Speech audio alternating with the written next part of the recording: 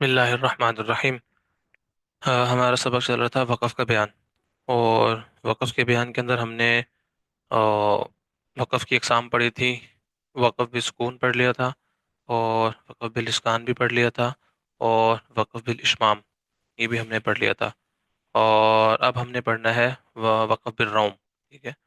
وقف بالروم کی تعریف کیا ہے کہ جس کلمے پر وقف کیا جائے اس کے آخر میں مضموم یا مکسور حرکت کا تہائی حصہ، یعنی تھوڑی سی حرکت پڑھنا جس کو صرف قریب والا ہی سن سکے۔ ٹھیک ہے بھائی، اس میں جو ہوتا ہے نا، آخری جو حرکت ہوتی ہے، آخری جو حرکت ہوتی ہے اس کے بارے میں بتا رہے ہیں۔ جیسے نستعینو کے نون کے اوپر ہے، والفجری کے را کے نیچے ہے، سمیعن کے عین کے اوپر ہے، علیمن کی میم کے نیچے ہے۔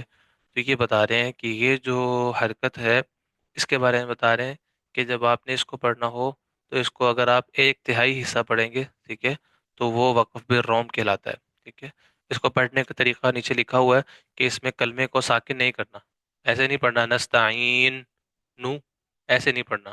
بتا رہے ہیں کہ اس کو کلمے کو ساکن نہیں کرنا، صرف آواز آہستہ ہوگی، اور تنوین والی مثالوں میں نون کی آواز نہیں آئے گی، حرکت کی آواز آئے گی۔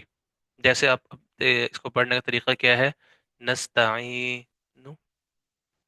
والفجر، ٹھیک ہے، سمیع اور علیم، ٹھیک ہے، سمجھ آئی بات کی؟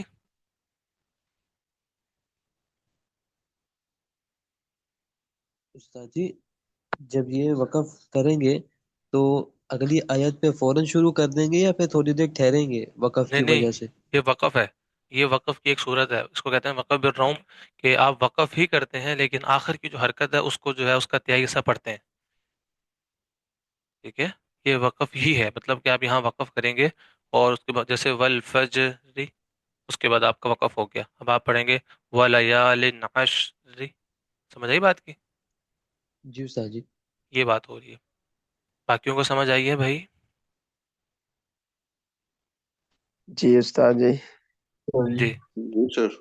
وقف بالروم اس کا مطلب ہے کہ ہم نے جو بھی وقف کرنا ہے اس کے آخر میں اس حرکت کا تہائی حصہ پڑھنا ہے، یعنی بالکل والفجری، یہ تو ہم نے پوری حرکت پڑھ دی نا، اس کا تہائی حصہ مطلب بالکل ہلکی سی بس جو ہے وہ زیر پڑھنا ہے، والفجری بس۔ تو اور اس میں آواز جو ہے وہ آہستہ ہوگی، یہ صرف ساتھ والے کو ہلکی سی آواز آئے گی۔ اور سمیع، ٹھیک ہے، سمیع نہیں پڑھنا، سمیع یہ ہے، اور علیمی، علیمن نہیں پڑھنا۔ تو یہ وقف کہتا ہے وقف بالروم۔ اور یہ وقف کہاں کہاں پر ہوتا ہے؟ یہ وقف صرف جو ہے وہ پیش پر اور زیر پر ہوتا ہے۔ اب وہ عام ہے کہ دو پیش ہو دو زیر ہو، یا ایک پیش یا ایک زیر ہو، یہ وقف صرف وہاں پر ہوگا، زبر پر نہیں ہو سکتا، ٹھیک ہے، زبر پر آپ وقف بالروم نہیں کر سکتے ہیں۔ تو یہ تھا وقف بالروم۔ اس کے بعد ہے وقف بالاثبات۔ تعریف: وہ حروف مدہ جو وصلاً نہ پڑھا جاتا ہو، اگر اس پر وقف کیا جائے تو حرف مدہ ثابت رہے، یعنی پڑھا جائے، ٹھیک ہے، اس کو کہتے ہیں وقف بالاثبات۔ تو ایسے کلمات پورے قرآن مجید میں 7 ہیں۔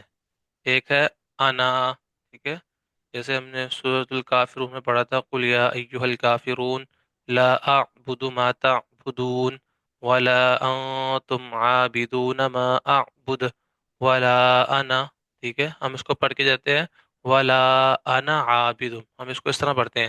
لیکن اگر یہاں بتا رہے ہیں کہ اگر آپ نے دیکھیں وہ حروف مدہ جو وصلاً نہ پڑھا جاتا ہو، یعنی اگر آپ اس کو ملا کر اگلی آیت کے ساتھ پڑھیں گے تو یہ نہیں پڑھا جائے گا، ہم پڑھیں گے ولا انا عابدم، ٹھیک ہے، یہ اس کی بات کر رہے ہیں۔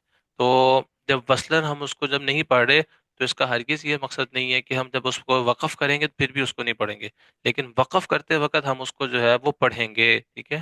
اگر ہم یہاں وقف کرتے ہیں تو ہم پڑھیں گے ولا انا، پھر ہم ملا کر پڑھیں گے ولا انا عابدم۔ سمجھ آئی بات کی؟ اسی طریقے سے الظنون، وقف ہم اس طریقے سے کریں گے، لیکن جب ہم اس کو اگلے جو ہے وہ لفظ کے ساتھ ملا کر پڑھیں گے تو اس صورت میں پھر ہم جو ہے وہ اس کا جو الف ہے یہ نہیں پڑھا جائے گا۔ اسی طریقے سے آگے آتا ہے الرسول، ٹھیک ہے، یہ وقف میں ہم پڑھیں گے لیکن اگر آگے ملا کر پڑھنا تو پھر نہیں پڑھا جائے گا۔ اسی طریقے سے السبیلا، یہ وقف میں پڑھا جائے گا، اگر ملا کر پڑھیں گے پھر یہ الف نہیں پڑھا جائے گا۔ لاکنہ، ٹھیک ہے، اگر ہم اس کو ملا کر پڑھیں گے تو لکنہ هو اللہ ہو جائے گا، وقف کریں گے تو لکنہ، ملا کر پڑھیں گے تو لکنہ هو اللہ ربی، اس طریقے سے پڑھا جائے گا۔ اس طریقے سے سلاسلا، ٹھیک ہے، اگر ہم اس کو ملا کر پڑھیں گے تو سلاسلا و اغلال پڑھیں گے۔ اسی طریقے سے قواریر، ٹھیک ہے، اور اگر اس کو ملا کر پڑھیں گے تو قواریر قواریر من فضة، ٹھیک ہے، دو دفعہ اس میں قرآن میں قواریر آیا ہوا ہے۔ آگے ہے باوجود یہ کہ وصل میں ان کا الف نہیں پڑھا جاتا، یعنی جب اس کو ملا کر پڑھتے ہیں تو ان کا الف نہیں پڑھا جاتا، مگر چونکہ لکھا ہوا ہے اس لیے وقف کرنے کی صورت میں پڑھا جاتا ہے۔ اب آپ کو یہ قاعدہ بتا رہے ہیں کہ ہم ایسا کیوں کرتے ہیں، وہ اس وجہ سے کہ وقف میں الف کو حذف کرنا جائز نہیں۔ ایک تو یہ ہے قاعدہ، اصل یہ ہے کہ وقف جو ہوتا ہے وہ رسم کے تابع ہوتا ہے۔ قاعدہ کیا ہے بھائی؟ رسم وقف کے رسم رسم کے کی تابع طبیعت ہوتا ہے۔ ہے۔ شاباش، وقف جو ہے وہ رسم، رسم کہتے ہیں لکھے ہوئے کو، جو لکھا ہوا ہوتا ہے نا، وقف جو ہے وہ اس کے تابع ہوتا ہے، ہم اس کو جو لفظ لکھا ہوگا ہم وقف اس کے مطابق کریں گے، ٹھیک ہے، یہ قاعدہ ہے کہ وقف وہ رسم کے تابع ہوتا ہے، یعنی جس طرح لکھا ہوا ہے وقف ہم اسی طریقے سے کریں گے، لیکن جب ہم اس کو ملا کر پڑھیں گے تو پھر جو ہے وہ نہیں پڑھا جائے گا، ٹھیک ہے۔ تو اس قاعدے کے تحت جب بھی وہ جو بھی لفظ لکھا ہوگا جب وقف کریں گے تو وہ اس کے مطابق وقف کیا جائے گا۔ اسی کے متعلق جو ہے وہ آگے تھوڑی تھوڑی فائدوں میں بتا دیا کہ وقف، یہ اصول بتا دیا نا، وقف کا اصول کیا ہے وقف کا؟ وقف رسم لکھے ہوئے کے تابع ہوتا ہے، جیسے سورۃ الکہف کے رکوع میں آتا ہے، یہ دیکھو اوپر جو مثال دی تھی لاکنہ والی، ٹھیک ہے، لاکنہ هو اللہ، اس کو پڑھتے ہیں، جب ہم اس کو پڑھتے ہیں تو پڑھتے ہیں لاکنہ هو اللہ ربی، لیکن اگر ہم یہاں وقف کریں گے تو لاکنہ، الف لکھا ہوا ہے نا بھائی، لکھا ہوا کہ نہیں لکھا ہوا؟ جی تو پھر وقف رسم کے تابع ہوتا ہے، جب ہم وقف کریں گے تو اس الف کو جو ہے وہ لکھا ہوا جو ہے ہم اس کے مطابق وقف کریں گے، تو لاکن هو اللہ، ٹھیک ہے، میں الف لکھا ہوا ہے مگر یہ پڑھا نہیں جاتا، البتہ اگر اس پر وقف کریں گے تو پڑھا جائے گا۔ اسی طریقے سے سورۃ الدہر کے شروع میں ہے کہ سلاسلا، ٹھیک ہے، یہ لکھا ہوا، یعنی دوسرے لام کے بعد بھی الف لکھا ہے، لیکن یہ وصل میں پڑھا نہیں جاتا، ملا کر جب اس کو پڑھتے ہیں تو پھر پڑھا نہیں جاتا۔ البتہ وقف کی صورت میں الف پڑھنا اور نہ پڑھنا دونوں طریقوں سے جائز ہے، ٹھیک ہے، یہاں پر صرف اس بارے میں یہ ضابطہ ہے کہ اس کو جو ہے وہ اگر ہم وقف کریں تو پھر بھی ہم کر سکتے ہیں وقف، ٹھیک ہے، اور جو ہے وہ کیا نام اس کا، وقف کی صورت میں الف جو ہے وہ ہم پڑھ بھی سکتے ہیں، سلاسلا اس طرح وقف کر سکتے ہیں، اور سلاسل اس طرح بھی وقف کر سکتے ہیں، صرف اس صورت کے اندر، صرف اس لفظ کے اندر، ٹھیک ہے، باقیوں میں نہیں، باقیوں میں تو وہی قاعدہ ہے کہ ہم جو ہے وہ جس طرح لکھا ہوا اس طرح کریں گے، تو یہاں پر بھی آپ اسی قاعدے کو اپلائی کر دیں کہ جس طرح لکھا ہوا اسی طریقے سے کریں گے، یہ بھی ٹھیک ہے، ٹھیک ہے۔ اس کے بعد ہے دونوں طرح، یعنی کہ سلاسیلا اس طرح بھی وقف کر سکتے ہیں اور سلاسل اس طرح بھی وقف کی صورت میں پڑھ سکتے ہیں، اور پہلے لام کے بعد جو الف ہے وہ ہر حال میں پڑھا جاتا ہے، یہ جو ہے نا سلاسیلا، ٹھیک ہے، یہ جو الف لکھا ہوا ہے، یہ جو یہاں پر جو کھڑی زبر کی شکل میں آیا ہوا ہے، تو یہ جو ہے یہ ہر حال میں پڑھا جائے گا، کیونکہ لفظ کے جو ہے وہ لفظ کے درمیان میں وقف کرنا جو ہے وہ جائز نہیں ہے۔ تو قرآن کریم میں رسم الخط میں پہلا لام کے بعد الف نہیں لکھا ہوا بلکہ اس پہ کھڑی زبر ہے، اور پہلے لام کے بعد جو الف ہے وہ ہر حال میں پڑھا جاتا ہے، کیونکہ یہ کلمے کا درمیان ہے اور کلمے کے درمیان میں وقف کرنا صحیح نہیں ہے، اس وجہ سے آپ یہاں پر جو ہے وہ اس کو اس طریقے سے پڑھیں گے جہاں پر لکھا ہوا سلا، یہ اس طریقے سے پڑھا جائے گا، بات ہو رہی ہے دوسرے لام کی، ٹھیک ہے، سلاسلا، ایک تو یہ وقف کر سکتے ہیں، اور سلاسل اس طرح وقف بھی کر سکتے ہیں، لیکن جب ملا کر پڑھیں گے تو پھر جو ہے وہ آپ کو سلاسلا و اغلال پڑھنا پڑے گا، اس وقت الف نہیں پڑھا جائے گا۔ فائدہ نمبر 3، سورۃ الدہر میں ہے قواریرا، ٹھیک ہے، ایک یہ، اس کے بعد پھر آتا ہے قواریرا، یہ اسی طریقے سے دو دفعہ لکھا ہوا ہے، ایسا نہیں آپ سمجھنے کا اسی قواریرا کو میں نے یہاں لکھا ہے، قرآن کریم میں اسی طریقے سے لکھا ہوا ہے کہ دونوں جگہوں دو دفعہ لکھا ہوا ہے قرآن مجید میں، اس کے بارے میں سمجھا رہے ہیں کہ یہ قرآن مجید میں دو دفعہ آیا ہے، اور دونوں کے آخر میں الف لکھا ہے، دیکھیں یہاں پر بھی قواریرا لکھا ہوا ہے اور یہاں پر بھی قواریرا لکھا ہوا ہے، تو اس کا قاعدہ یہ ہے کہ دوسری جگہ جو جو الف لکھا ہے نا، یہ والا، یہ جو الف لکھا ہوا ہے، یہ جو ہے وہ کسی بھی حال میں جو ہے وہ نہیں پڑھا جائے گا، وقف میں بھی نہیں پڑھا جائے گا اور ملا کر بھی جو ہے وہ نہیں پڑھا جائے گا، ٹھیک ہے، لیکن جو یہ پہلی جگہ پر جو الف لکھا ہوا ہے، یہ جو پہلی جگہ پہ الف لکھا ہوا ہے، یہ اس کے بارے میں بتا رہے ہیں کہ یہ الف جو ہے نا وہ پڑھا جائے گا، اور اگر وقف نہیں کریں گے تو الف بھی نہیں پڑھا جائے گا، ٹھیک ہے، یعنی کہ اگر ہم یہاں پر جو ہے وہ وقف نہیں کریں گے تو پھر یہ الف نہیں پڑھا جائے گا، لیکن اگر ہم وقف کریں گے تو الف پڑھا جائے گا۔ کیسے پڑھیں گے؟ قواریر، میں نے وقف کر دیا، ٹھیک ہے، اور ہم جو ہے اس الف کو پڑھ دیا، لیکن اگر ملا کر پڑھیں گے قواریر قواریر، پھر اس طریقے سے پڑھا جائے گا۔ لیکن ہم نے اس طریقے سے پڑھنا نہیں ہے، کیونکہ یہاں پر آیت ختم ہو رہی ہے، ہم یہاں وقف کریں گے، ٹھیک ہے، تاکہ ہمیں مشکل نہ ہو، کیونکہ ہم ہر جگہ پر جہاں آیت ختم ہوتی ہے ہم وہاں وقف کرتے ہیں، یہاں پر بھی وقف کریں گے تو الف، اس والے الف کو ہم جو ہے وہ پڑھیں گے، اور یہاں پر ہم وقف کریں گے نہیں، کیونکہ یہاں ساتھ ہی آیت ختم ہو رہی ہے، تو یہاں پر ایسا تھوڑی ہم ایک لفظ پڑھنے کے بعد دوبارہ وقف کر دیں گے، تو یہاں پر ہم اس کو ملا کر ہی پڑھیں گے، تو پڑھے گا قواریر قواریر من فضة، ٹھیک ہے، اس طریقے سے ہم پڑھیں گے۔ خلاصہ لکھا ہوا ہے، اور ایک عادت یہ ہے کہ پہلی جگہ وقف کیا جائے، کیونکہ وقف کا نشان بنا ہوا ہے، جس میں نے آپ کو بتایا کہ قواری را، اس کو اس طریقے سے پڑھنا ہے، کیونکہ یہاں آیت بنی ہوئی ہے، اور ہم نے کہا تھا کہ وقف جو ہے وہ رسم کے تابع ہے، اس وجہ سے ہم یہاں پر وقف کرتے وقت الف کو پڑھیں گے، اس کے بعد آگے سے اگلی آیت شروع کریں گے، اور اس کے بارے میں نے پڑھ لیا کہ یہ یہاں پر ہم نے جو ہے وہ الف نہیں پڑھنا، قواریر من فضة۔ خلاصہ یہ ہے کہ پہلی جگہ وقف کریں گے اور دوسری جگہ وقف نہیں کریں گے، ٹھیک ہے، تو وقف کرنے کی صورت میں یہ الف پڑھیں گے ہم، اور وقف نہ کرنے کی صورت میں ہم یہ الف نہیں پڑھیں گے۔ تو اسی کو آپ نے جو ہے یہ جو خلاصے کے طور پر لکھا ہے نا، اس کو ہم نے آپ نے یاد رکھنا ہے کہ پہلی جگہ پر ہم نے وقف کرنا ہے، وقف کریں گے تو الف پڑھا جائے گا، دوسری جگہ پر ہم نے وقف نہیں کرنا، جب وقف نہیں کرنا تو پھر ہم نے الف بھی نہیں پڑھنا۔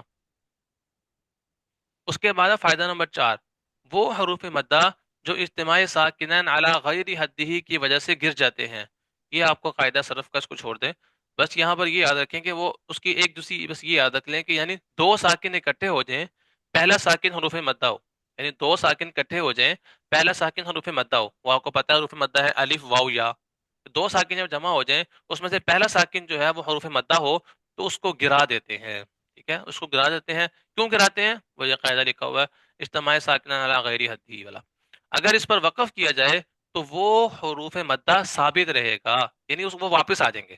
ہم نے پڑھا تھا نا کہ دو ساکن اکٹھے ہو جائیں تو پہلے ساکن کو ہم اگر حروف مدہ میں سے ہے تو اس کو گرا دیتے ہیں، پھر اس کو نہیں پڑھتے، لیکن اگر ہم اس کو وہاں وقف کر دیں گے تو پھر وہ حروف جو ہم نے گرائے تھے وہ واپس آ جائیں گے، ان کو واپس پڑھا جائے گا، اسی قاعدے کے تحت کہ وقف جو ہے وہ رسم کے تابع ہوتا ہے۔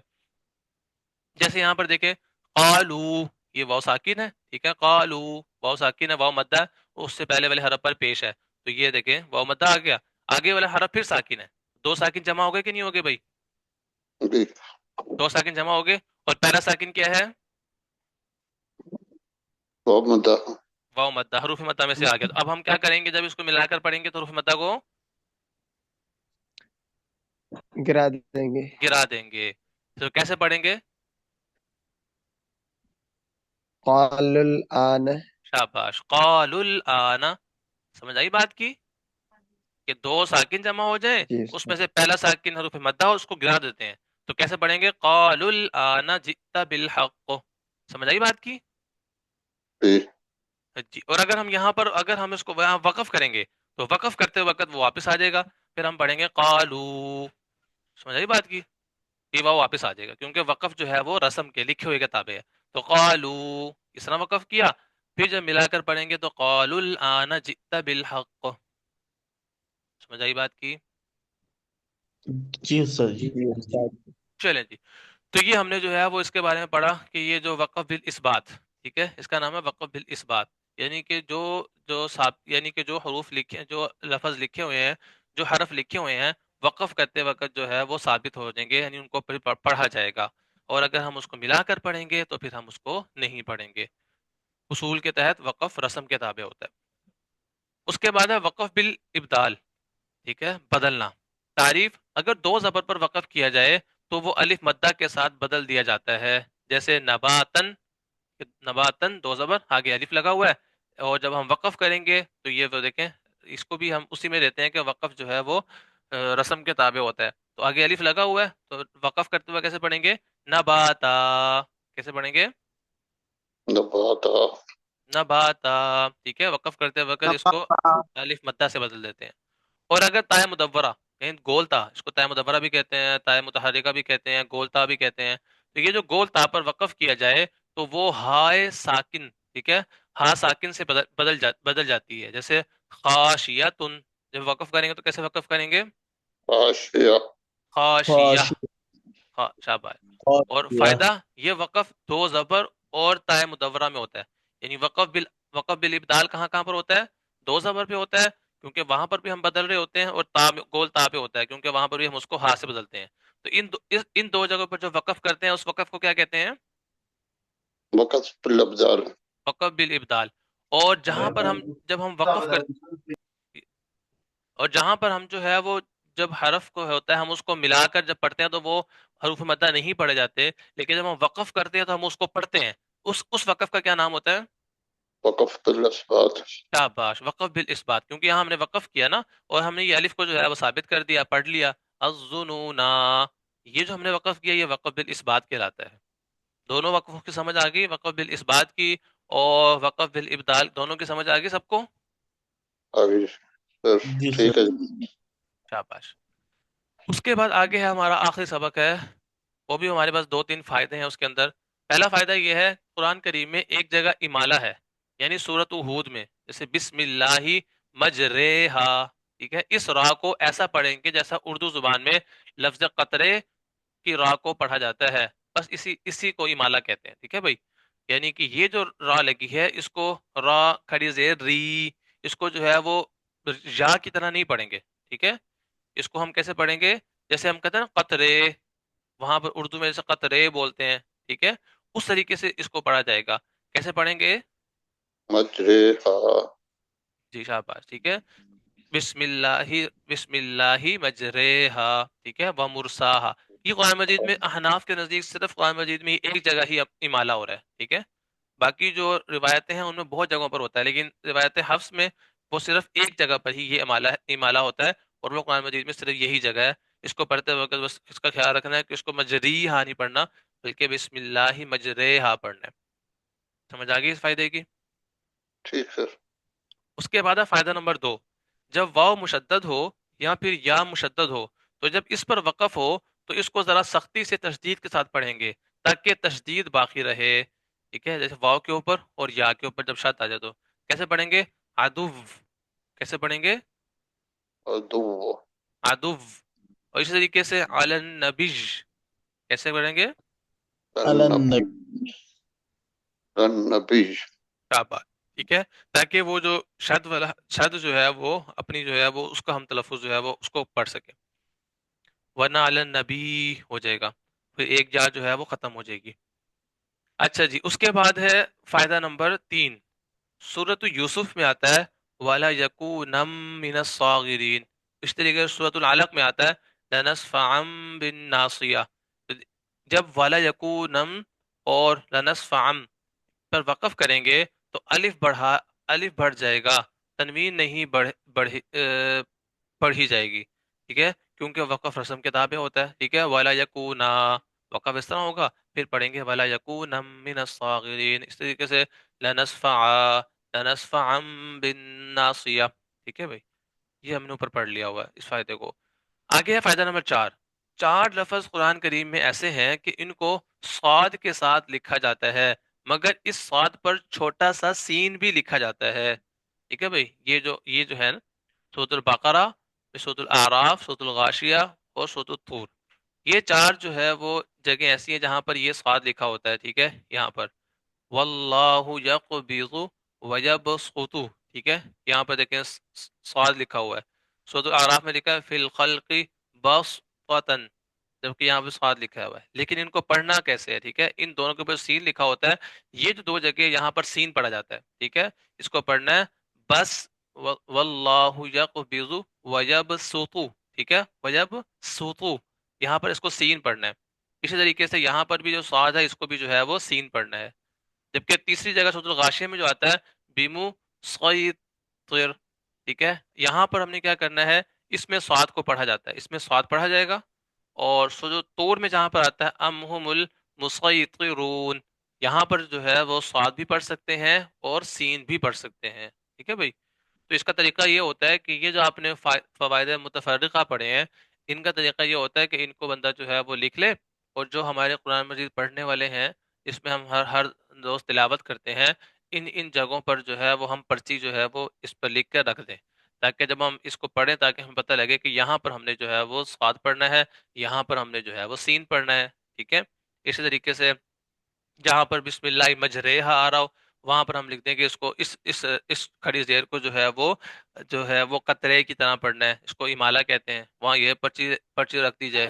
اسی طریقے سے جو ہے وہ یہ جو آ رہا ہے، یہ جو قواری را آ رہا ہے خاص طور پر، یہاں پر جو ہے وہ ہم یہ والا خلاصہ لکھ کے رکھ دیں کہ پہلی جگہ پر وقف کریں گے اور دوسری جگہ جو ہے وہ وقف نہیں کریں گے، ٹھیک ہے؟ تو پھر قواری را پڑھا جائے گا، اور دوسری جگہ پر وقف نہیں کریں گے تو قواری را من فضت۔ سمجھ آ رہی بات کی؟ کیونکہ یہ فوائد متفرقہ ہے نا، ان کو پھر اس طریقے سے جو ہے وہ ہم پڑھ جو ہے وہ ہم رکھیں گے۔ اس طریقے سے سلاسلہ جو دہر میں آتا ہے، وہاں پر بھی آپ جو ہے وہ جہاں پر پرچی بنا کر رکھ دیں کہ یہاں پر جو ہے وہ اگر وقف کریں گے تو پھر الف کو پڑھا جائے گا، اور اگر جو ہے وہ اور الف کو پڑھا جائے گا اس طریقے سے بھی، اور بغیر الف کے بھی وقف کر سکتے ہیں، کیونکہ آپ کو ہو سکتا ہے آپ نے اس طریقے سے یاد کیا ہو، کوئی اور ساتھی جو ہے وہ سلاسل وقف کر لے تو آپ یہ نہ کہہ دو غلط ہے، ٹھیک ہے جی؟ اس طریقے سے اس کا یہ طریقہ ہوتا ہے کہ وہاں ان جگہوں پر جو ہے وہ جہاں جو یہ حروف لکھے ہیں، جیسے یہاں پر یہ لکھے ہیں سارے، ان جگہوں پر جو ہے وہ ہم کیا کر دیں، ایک ایک پرچی جو ہے وہ لکھ کر رکھ دیں، تاکہ ہمیں جو ہے وہ ایک دو دفعہ ہم جب اس کو پڑھیں گے تو ہماری اس کو مشق ہو جائے گی۔ سمجھ آ رہی ہے بات کی بھائی؟ جی باقیوں کو بھی سمجھ آئی؟